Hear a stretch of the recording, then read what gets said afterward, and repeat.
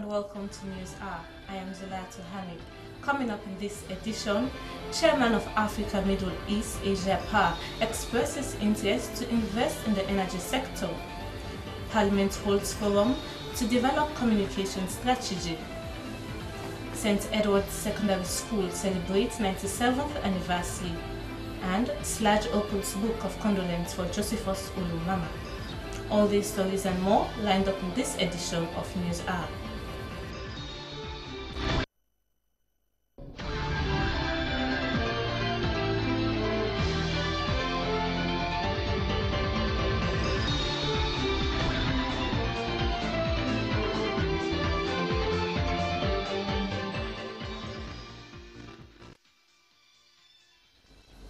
Welcome back.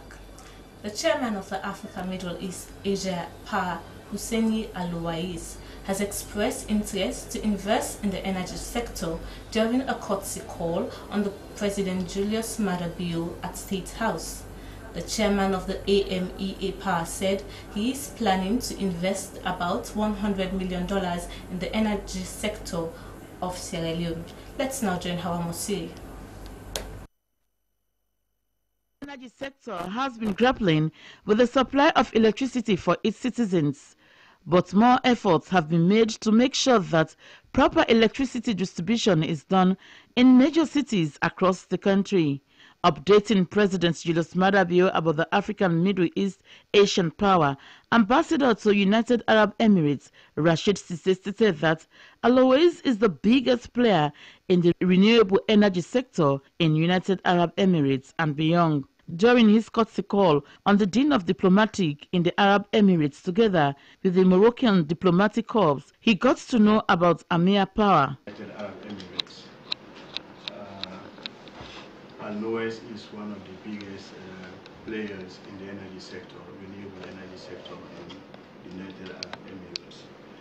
During my courtesy call on the Dean of the Diplomatic Corps in the United Arab Emirates, the Moroccan ambassador, we were talking about things in general about Sierra Leone, and energy emerged as among the challenges that we have in Sierra Leone. And he said, you know what, there's a good friend of mine that it would be good for you to talk to, because he will be interested in looking at what is happening in Sierra Leone.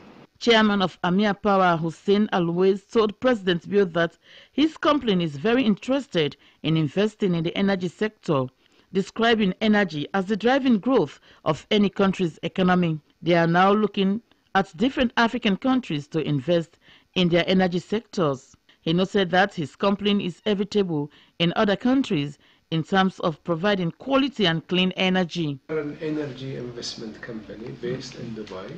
We invest in thermal power and renewable power. We have investment in Egypt, in Jordan, and we are now looking at Africa as our new frontier. We are looking at Sierra Leone. We have projects going on in Mali, in Chad. We are looking at Burkina Faso. We have signed something in Ghana. We are looking at Uganda in the east.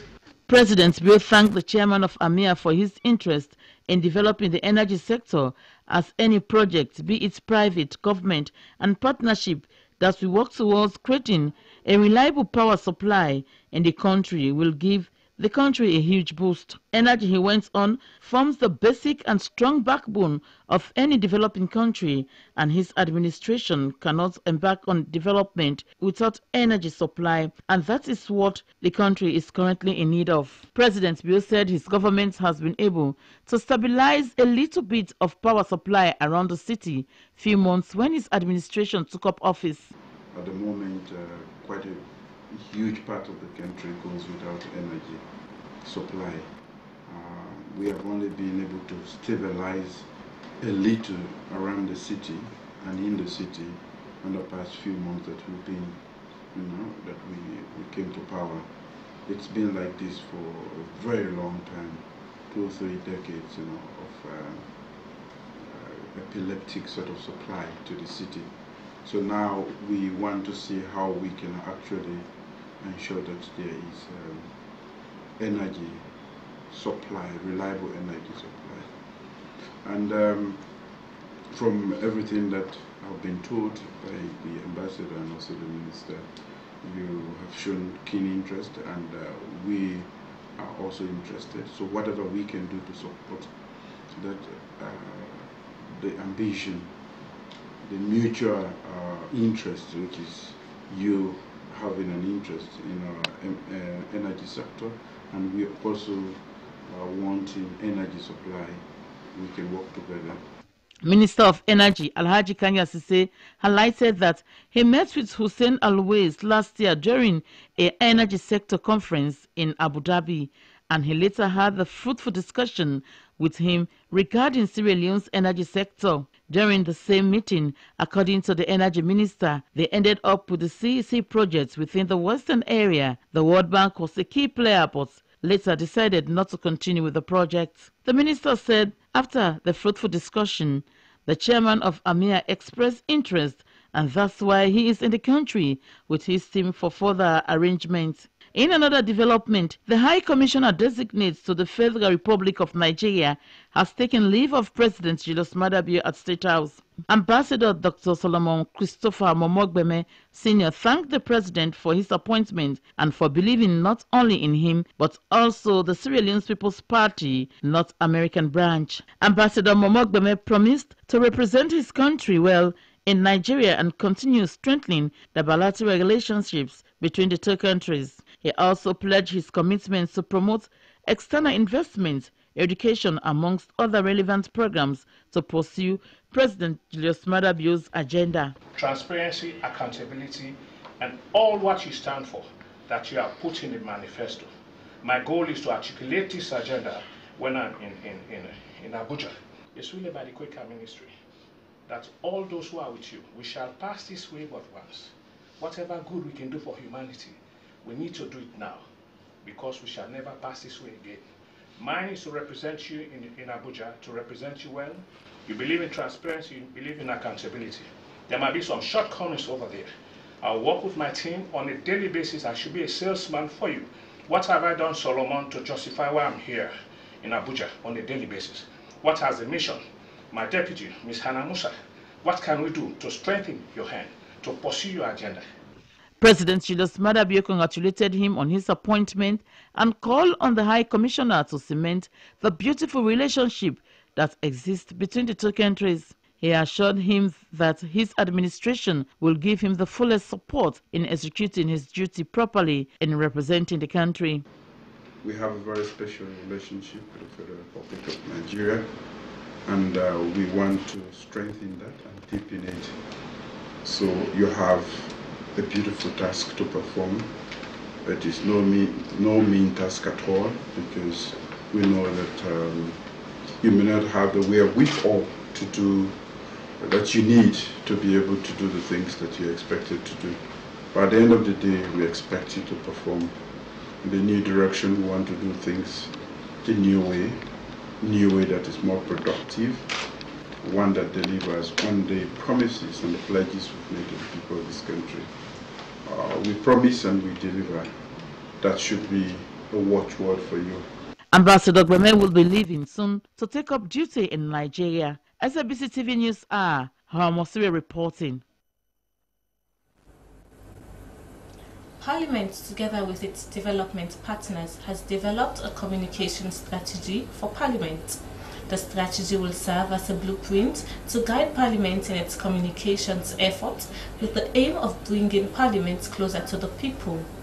With support from the European Union, Parliament is currently validating the communication strategy document with cross-section of the media to make final inputs into the document before approval by Parliament.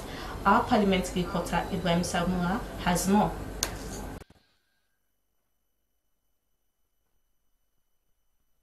The idea of developing a communication strategy by Parliament was born out of the need to ensure that the public is abreast with the activities, roles and functions of the legislative arm.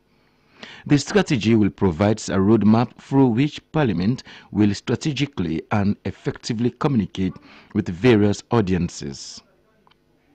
The head of Public Relations Department in Parliament, Sheku Laminture, said Parliament was operating without a communication strategy, noting that if the strategy is approved by Parliament, it will be a welcome idea.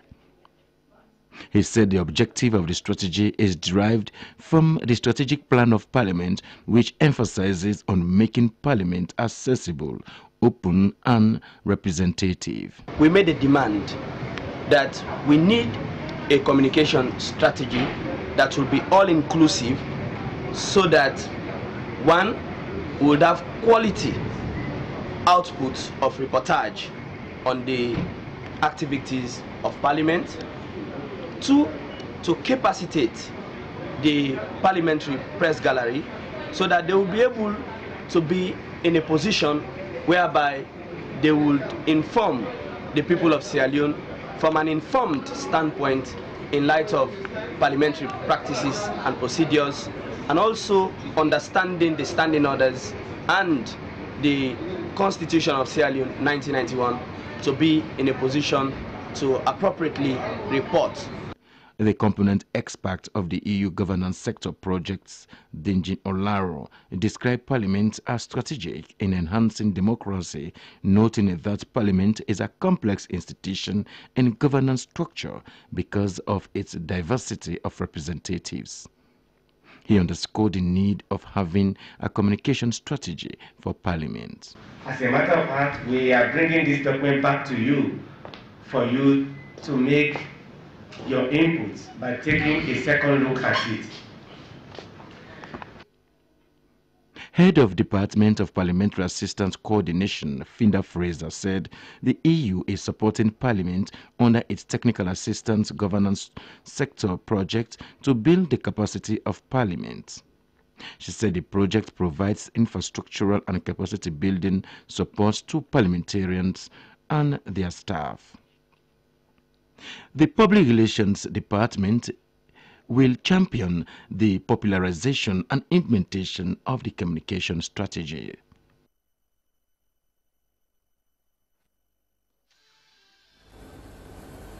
Following the turning of the sword for construction for modern university campus for the Institute of Public Administration and Management IPAM at BURREH, community people and authorities at the University of Sierra Leone have been having issues around land ownership.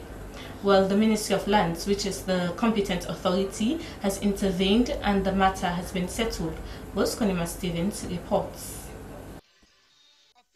Of IPAM and the Ministry of Lands are gathered here to mitigate land disputes between the university and community people of BURREH. The land, according to Deputy Vice Chancellor IPAM, Professor Edmond Nuni, is meant to construct state-of-the-art campus for the university, as the present campus cannot accommodate the number of students who want to enroll, as every academic year high school graduates express interest in pursuing tertiary education at IPAM. 2 weeks ago, we came and turned the sword for the construction of a residential campus here at BURREH. The construction is about to start. Before we do so, the IPAM team, administrators, lecturers, as well as a cross-section of students, we paid a visit to have a town hall meeting with the townspeople, with the community people at BURREH town, so that they will know where exactly we're going to have our construction, when it starts, who does it, and all the issues that relate to that construction. That way, we understand each other and construction can go on unhindered. Officials of the Ministry of Lands and other state actors dealing with lands and the environment made meaningful contributions at the session. The Deputy Minister of Lands, Rex BONAPHA, said the purpose of the meeting was to settle land disputes between IPAM and community people. We came down to BURREH today, apparently to arbitrate a land dispute between the BURREH community and the University of Sierra Leone, IPAM to be very specific. We are in Jalam Okunde yesterday. We are similar. We had similar problem and we had to come in again. But as you may know, we have been able to bring it to a very successful conclusion. The two communities have decided to work together, and I think it's a plus. And that is what we must be doing very frequently to ensure we eradicate land disputes all over this country.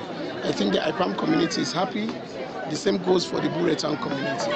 That is what we do as constitutionally mandated land ministry in terms of land administration in this country.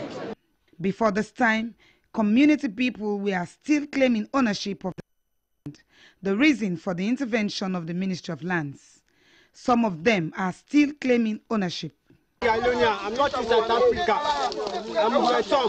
When you not agree, you not see, say that you left in place. So we explain and we want to privacy. So what freedom? Not agree. Since the establishment of IPAM, students at both undergraduate and postgraduate levels have not been fortunate to enjoy campus life, which is the dream of especially undergraduate students. Upon completion of construction of the campus, over 3,000 students are expected to be accommodated.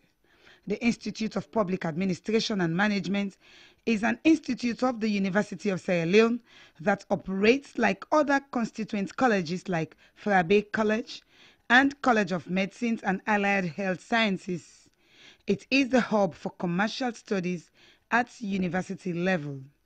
IPAM has produced people who are now strategically in the management of the country's economy. Reporting for SLBC, Rose Konima Stevens.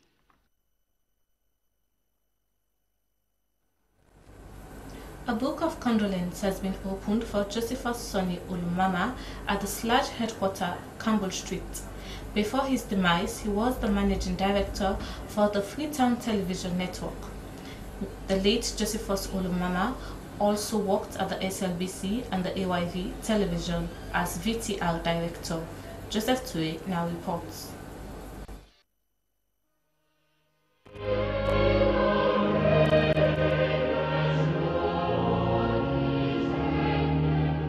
The history of digital broadcasting in Sierra Leone cannot be complete without mentioning Josephus Sonny Olumama, who worked at several television stations in the country. He was also described as a jack of all trades in broadcast media. Giving a short sermon, Reverend Irenos Thompson said, "Life is like a flower here today, gone tomorrow." He added that life has both good and bad times, referencing Job in the Bible. Beloved, we are mourning for a great son of the soil. But it's a moment to do a reflection on your own life. What awaits you when you'll be doing similar service for you? And if you don't have an answer today, it's a moment to seek God. You may have all the pleasures in life, but you die and leave them here. You may have all the wealth in life, but you die and you leave them here. President Sierra Leone Association of Journalists, Kelvin Lewis, said the late man was key in promoting journalism in the country. He added that Olumama's death is a big loss to the media in Sierra Leone. A close friend of the late man, Aki Koka of the AYV television, said Olumama was a passionate person who would not give up on anything he wanted to achieve. He noted that the late man gave back to society by passing his talent to many young people. Representative from the SLBC, Bamidele Bailey, described the late Olumama as an architect of digital broadcast in Sierra Leone, noting that he created the first logo for the SLBC. Claude Atere Robert from the Freetown television network described Olumama as a benefit to them with his good character. He called on those who learned from the late man to emulate his good lifestyle. Family member Lamin Toure, Umaru Fofana and Ahmed Nasrallah made meaningful input about the life of the late man. Funeral service will be held at the Victory Evangelistic Ministry, Orange Street, Castle Farm, Kisi. He will be missed by the media family in the country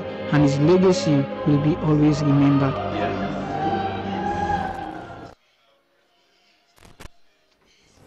The people of MAGBAIN-GBAINRIA in the MAFORKI chiefdom, Potloko district, have appealed to district authorities to help them regain their land from the MAGBAIN-GBAINRIA oil palm plantation project. They made the appeal in a meeting held at the MAGBAIN-GBAINRIA village, which used to be the headquarters of the oil palm plantation project. Hassan Booz has the details. Given the background, an organizer of the meeting, Santigi Yamba Kagbo, said the land was leased to the project by the late former Vice President Suri Ibrahim Kuruma in August 1978 for a period of 40 years. The stipulated time, he said, has expired and they are now in dire need of the land. Another resident, Kadiatu Conte, explained how the unavailability of farmland has reduced them to abject poverty and cited the absence of good roads, potable water, schools and health centers in their communities. Santigi Kagbo, who spoke on behalf of the youths, explained how the successor to the late Suri Ibrahim Kuruma deliberately failed to adhere to the promises in the lease agreement. The youth representative said even though the lease in question expired on 29 August 2018, about 5 months ago, they are yet to regain their land, adding that they will be left with no alternative than to forcefully regain their land at all costs should the district authorities fail to intervene.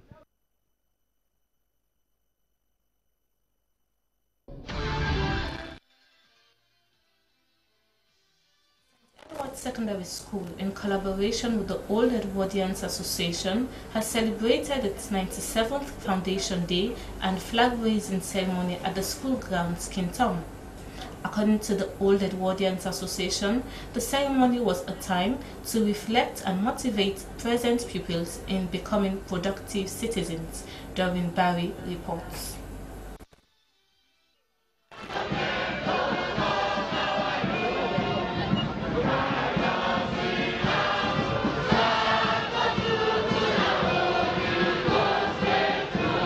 This was how past and present pupils of the Edward Secondary School, May Park, celebrated their 97th Foundation Day and flag-raising ceremony at their school grounds. Present students were taught the school's history and also motivated on how to become successful people in life. The school can now boast of eminent and prominent personalities that have been part of the country's history up to date. The guest speaker, Julius Kamara, spoke about the importance of education, which is to persevere, be focused and determined to get their desired results. He said that successes are not inherited, but earned through hard work, self-discipline and determination in pursuing their academic work. He warned them to restrain from bad influence of peer pressure in schools and their communities.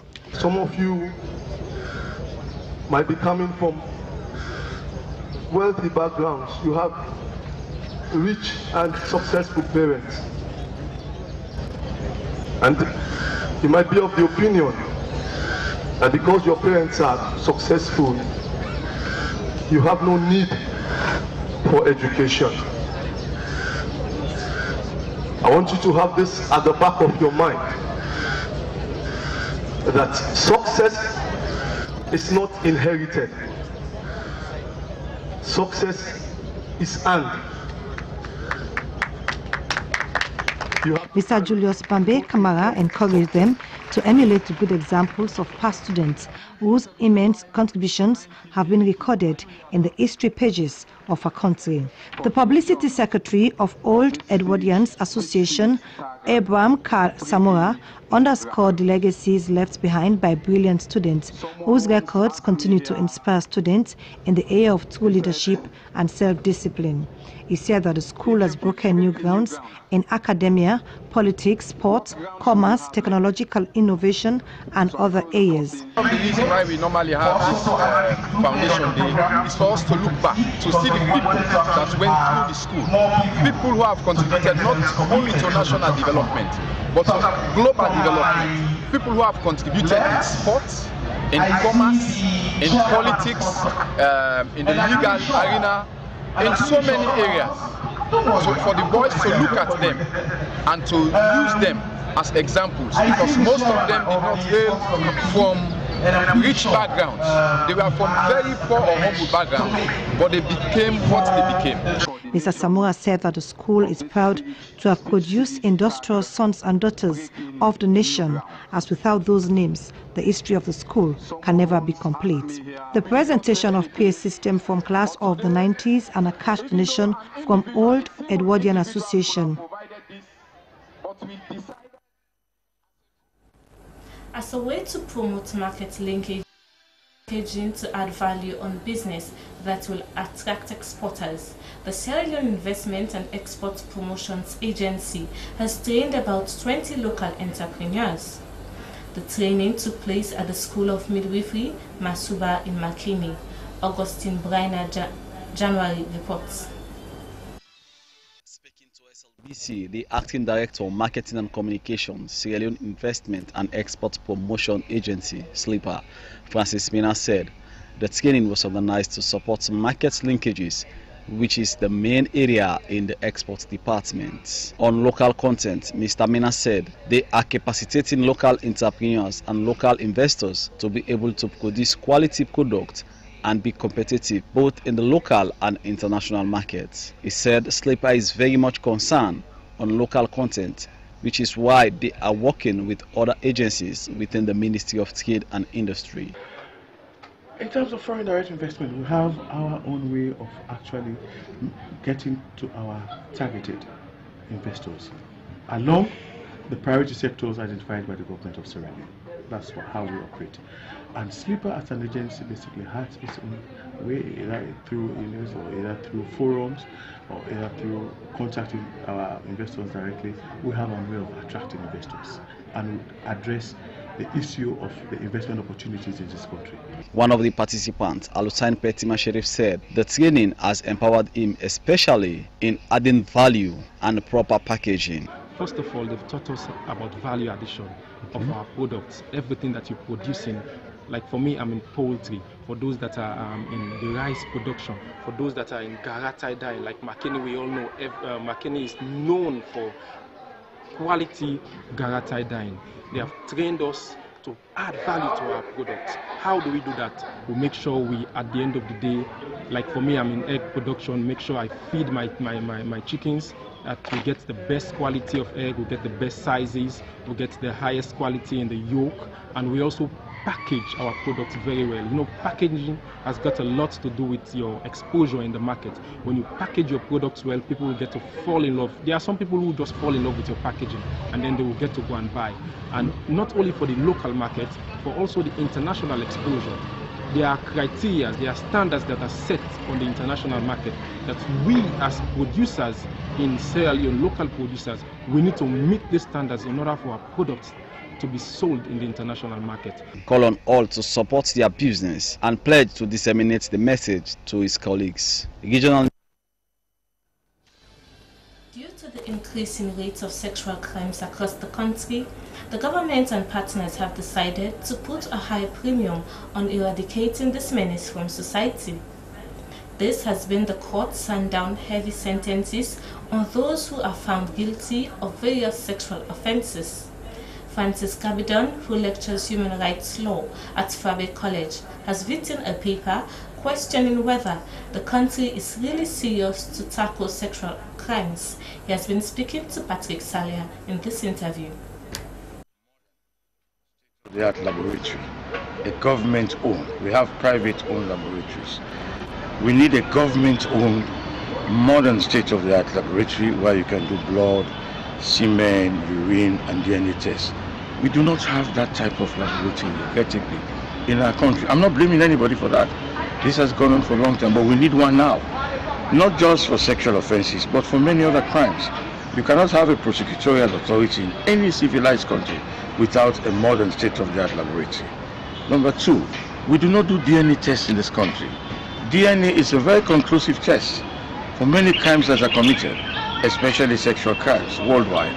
And if we want to fight sexual crimes seriously, we need to have this type of facilities in our country. We do not have them. It's all right to talk about hands off our girls. Yes, hands off our girls. What happens when you've caught them and you need to prosecute them effectively? You must have the machinery to prosecute, and we do not have that machinery. We're trying to do what we can. We have good doctors like Dr. Labisi Taylor, Dr. Sian Kamara, the Rainbow Center. They're trying their best.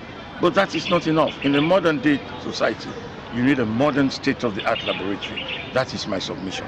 And you question the effectiveness of the law, that the current law that speaks to that effect needs to be reviewed. But it already talks about a maximum sentence of 15 years for perpetrators of such acts. Well, I think the maximum is not enough. That is my personal view. Even the president talks about life imprisonment. I'm not speaking for the president, but I'm speaking for myself. I think we should go further.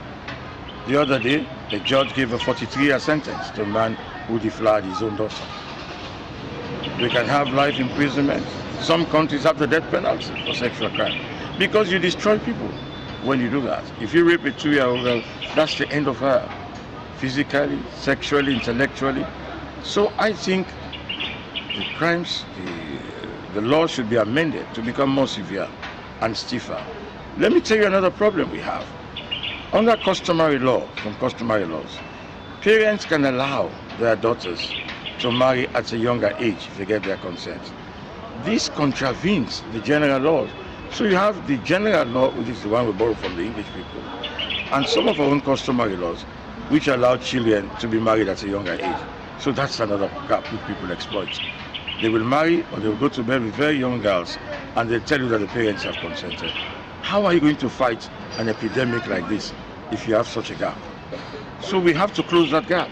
So now with regards to the review of the law, even if it's reviewed, a number of questions have been raised whether it will not gather dust, like for example the death penalty, which is in the law books but has a moratorium placed on it right now, and people continue to kill each other on a daily basis in an increasing manner. You're right, but I hope the new CJ, the new Chief Justice, who I know well, will make sure that he will give practice direction to all the judges and magistrates to take sexual matters seriously. The new Chief Justice should take this seriously. Judges are now being given in-house training. They're having workshops as to how to tackle and to adjudicate on sexual crimes. I hope they can improve on what has been done so far, because we have 1 or 2 cases where they've been given 10 years, they've given 5 years, but that is not enough. They need more training, and they need to have more tests, and they need to have more work. I think more will be done. Otherwise, also the Bar Association should come into it. It should not just be the judiciary, lawyers, the female lawyers. It's a collective situation. All of us. We can't just sit down, fold hands and say it's all for the government. The government can do so much. I think as a people, we should be ashamed to see the level and the number of sexual crimes now in this country today. What if it is not addressed, especially within the next 2 or 3 decades? What do you foresee to be plaguing the nation? Well, the women will rise up. The women will rise up, as they've done in other countries. They will rise up. And when women rise up, you know, it's not funny. Women are very important people in society, important voters. They carry the children, they look after them. I hope and pray that does not happen when our women will rise up and ask the government and society to take sexual crimes very seriously. That was lawyer Francis GABBIDON speaking there to Patrick Saleh. Well, if you're just joining us, this is Newshour, live from the Sierra Leone Broadcasting Corporation. We'll continue with more stories making the news. A 2-day workshop on transforming agriculture through skill development is ongoing at the Golden Tulip Kimbima Hotel Aberdeen in Freetown. The project is worth about 13 million euros and implemented by the German corporation. Daphne Kimamakoli reports.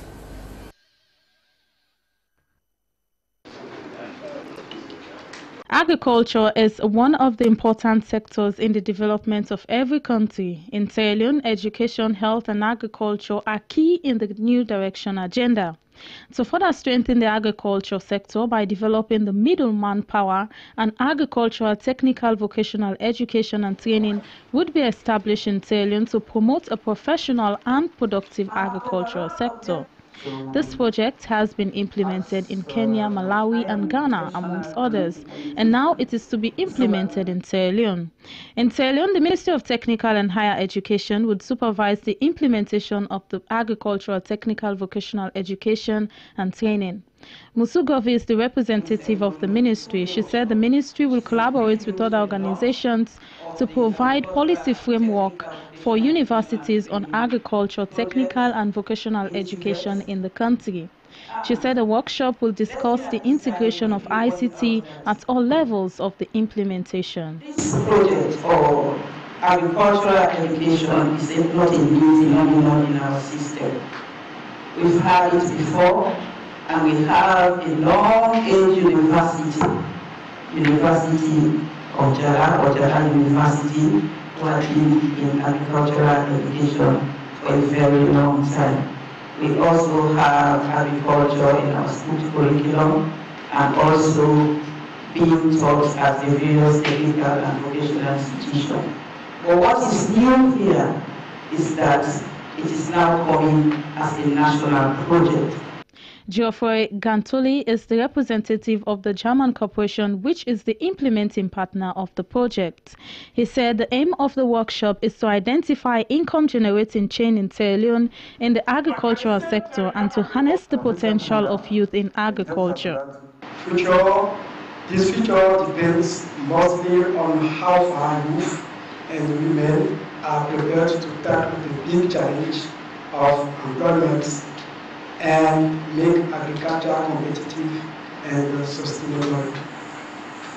Surely, this challenge was well assessed by the African Union, which established comprehensive Africa Agricultural Development Program, GABBIDON, as a strategy to achieve agricultural-based growth for food security and the continent.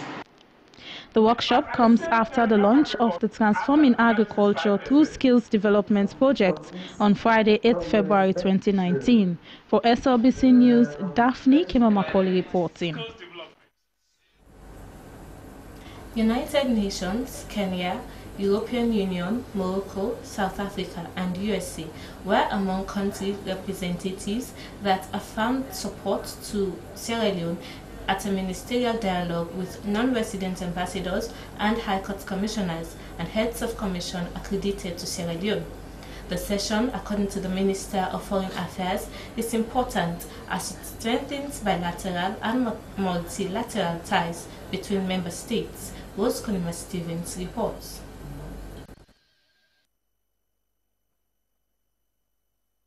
United Nations, Kenya, European Union, Morocco, South Africa, USA were among country representatives that reaffirmed support to Sierra Leone at a ministerial dialogue with non-resident ambassadors and high commissioners and also heads of missions accredited to Sierra Leone.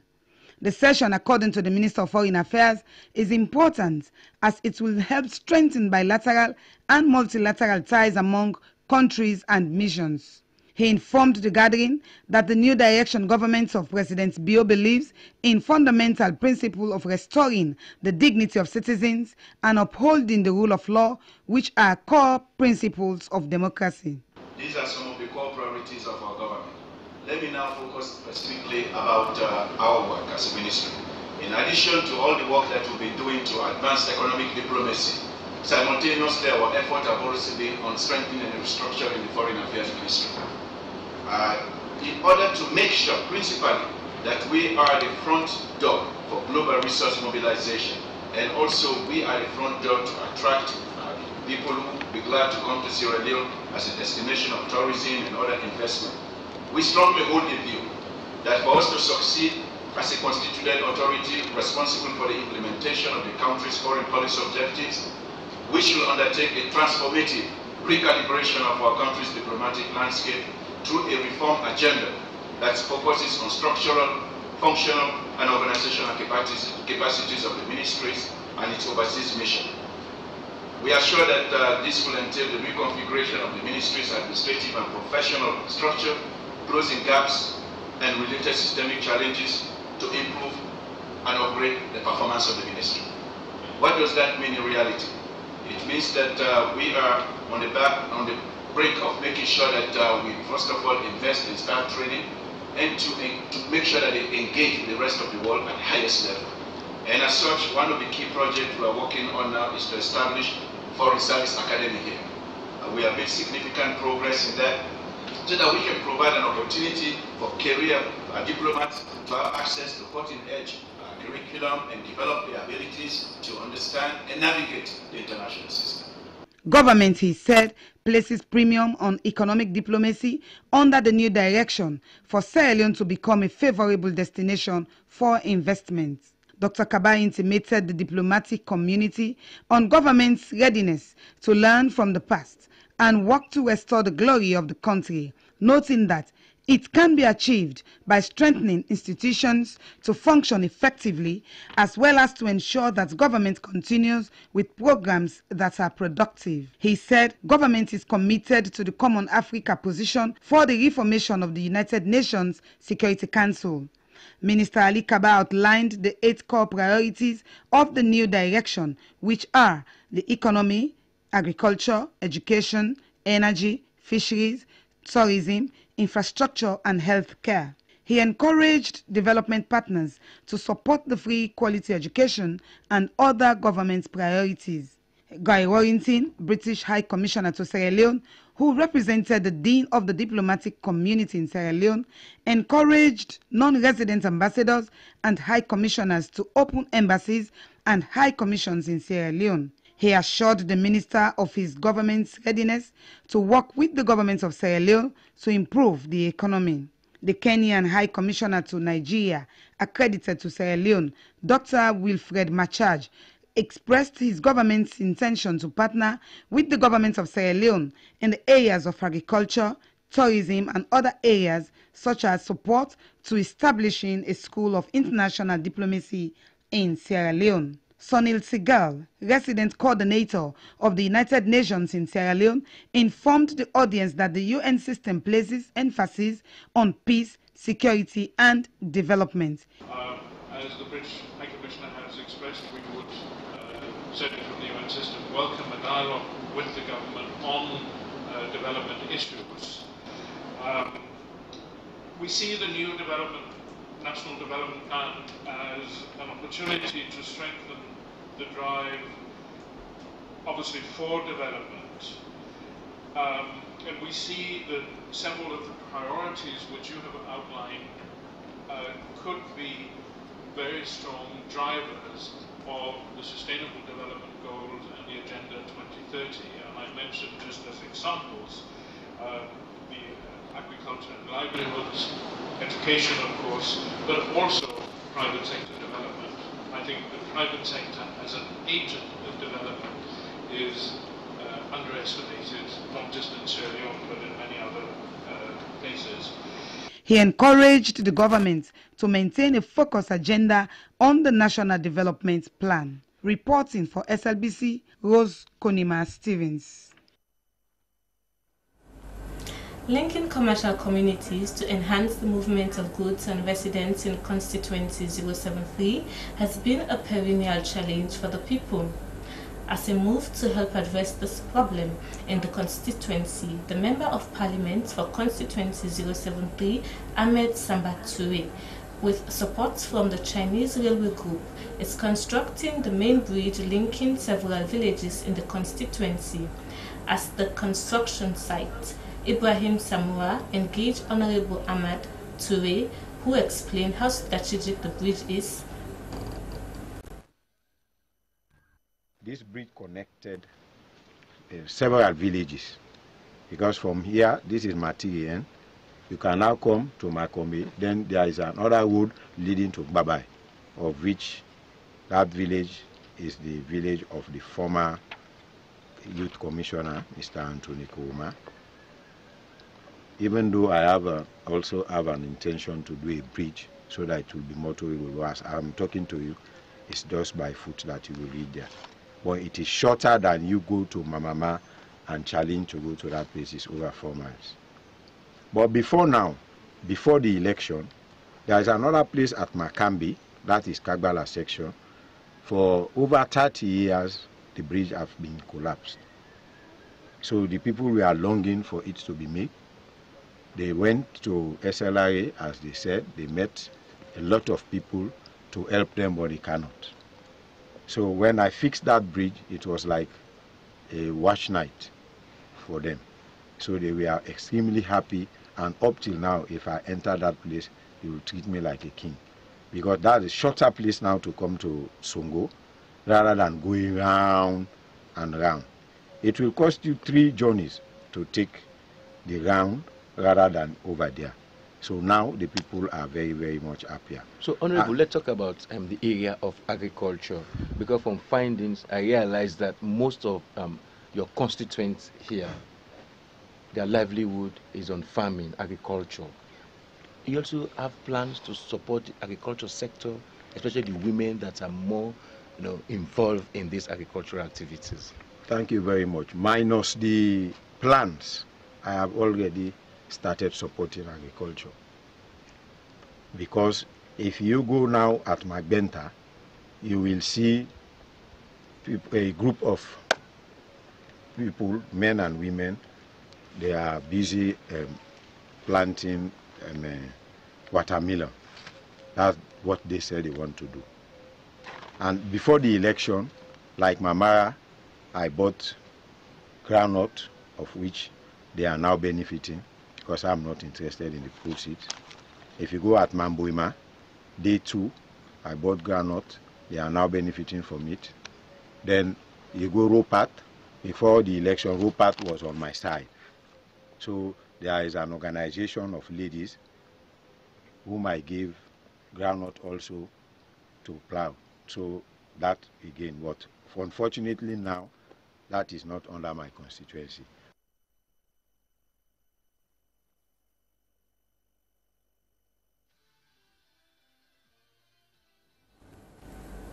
Now for some African news.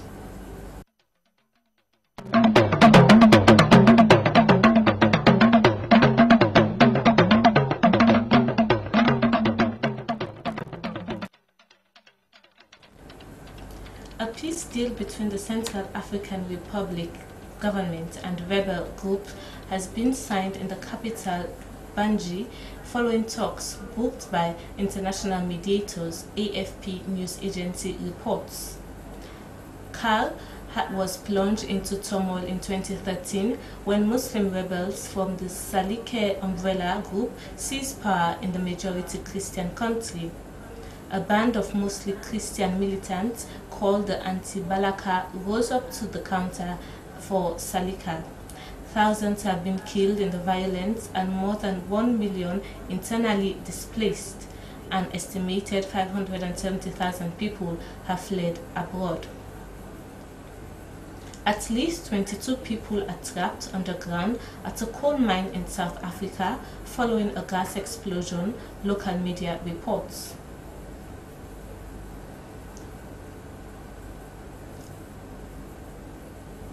Mpumalanga province says that there were 22 believed to be part of a group of 42 who had been trying to steal electrical cables.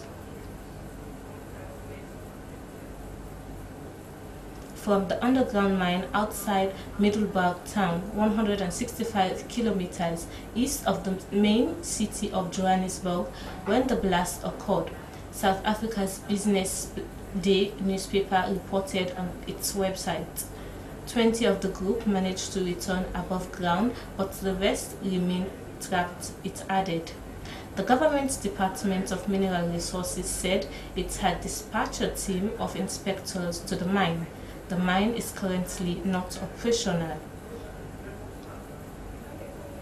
Zambia's government is investigating former Vice President Guy Scott for publishing the death certificate of the late President Michael Sata in his new book.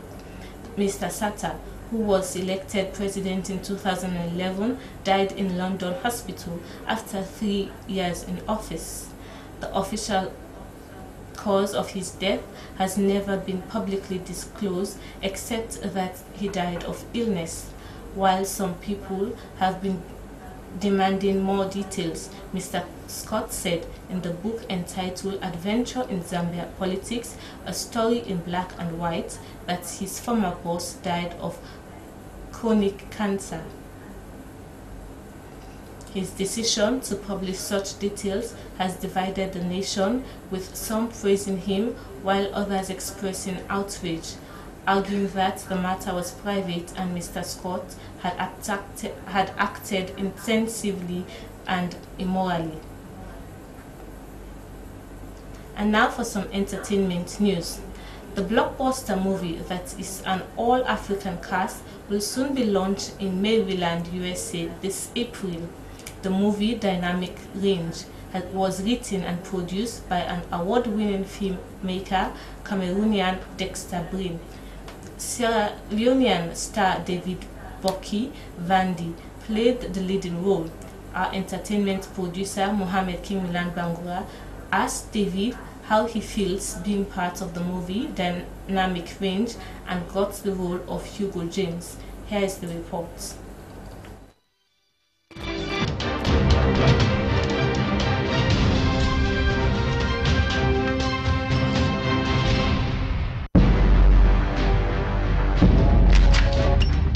The blockbuster movie that is 100% African cast will soon be launched in Maryland, USA in April, and many other states in America and across Africa.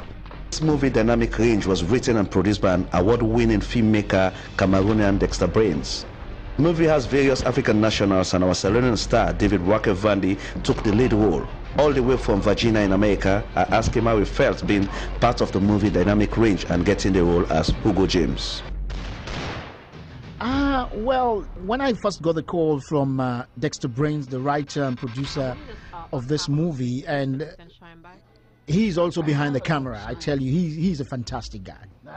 And he showed me part of the script. I didn't know that this was going to be such a big role, you know, until we started shooting, and I realized that, wow, the story is centered around Hugo James.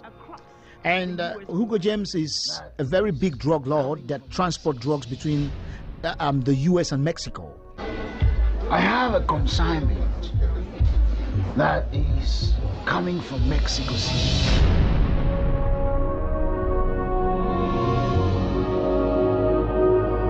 And he's got a very strong team, and first of all, he believes that with his money, he can buy anything. And there are still good people in the world today that money cannot buy. You know, your money cannot buy them, no matter what you do. And Hugo James played every tactics, but there was somebody who says, Hugo, with all your money, you cannot buy me. This is the head office of the Drug Enforcement Administration. I have a flight to Miami. The movie Dynamic Range is really tough, and it is a huge role that I'm playing, and I built this character because I want by the time people finish watching the movie, they should not see David Vandi. They should see Hugo James. And even when they leave the theaters, or even if it gets to a time when they'll be sitting in their homes and watching it on their TVs, I want the name and the character of Hugo James to live in their minds. Because this is going to be your final message. But my name is Hugo James.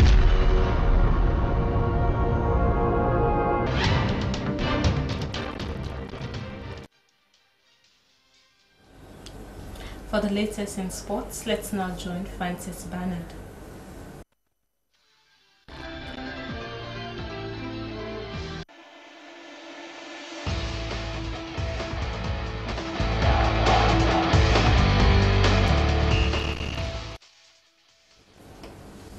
And for the latest in sports in this evening's sports update on Newshour, Central Parade Football Club has secured a goalless draw with mighty Blackpool Football Club in the ongoing Sierra Leone Premier League.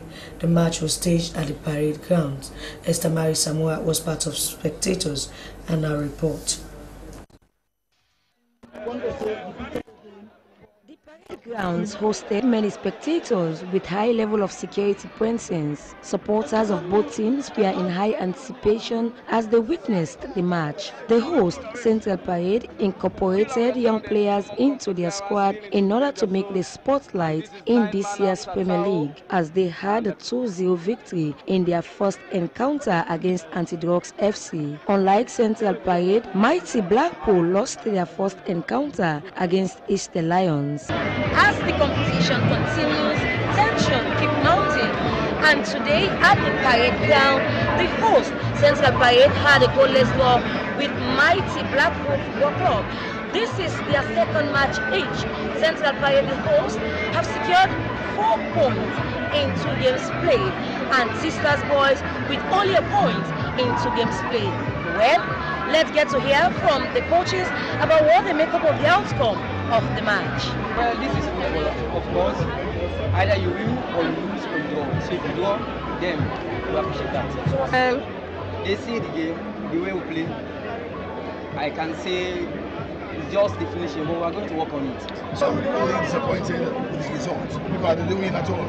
That's why I'm disappointed. They didn't live up to expectation. That's why I'm really disappointed of the results. They are football. The coach is so responsibility of the team. When the team wins, it's the coach. When the team loses, it's the coach. So if you fight the coach, there's no problem at all. This draw has left many supporters of mighty Blackpool unhappy with the technical officials of the team. Some are even calling for an overhaul of the technical team. On Saturday, Rangers will play host to Central Parade in Hull, and mighty Blackpool will be locking arms with FC Cologne at the Siaka Stevens Stadium in Freetown. Reporting for SNBC, Esther Marie Samura. Well, at the Siaka Stevens Stadium, FC Cologne and Anti-Drugs FC played to a goalless draw, and at the approved school in Wellington, Port Authority defeated Bull Rangers by 1-0. But that's all for the latest in sport. Back to you, Zulayatu.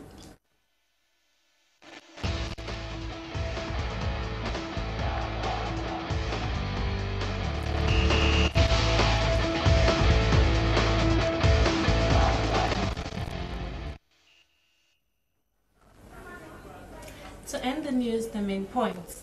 The chairman of Africa, Middle East, Asia, PA, has expressed interest to invest in the energy sector. Parliament has held a forum to develop communication strategy. St. Edward's Secondary School has celebrated 97th anniversary, and SLAJ has opened a book of condolence for journalist Josephus Olunana. That's the end of the news. I am Zulato Hamid. Thanks for watching. Good night.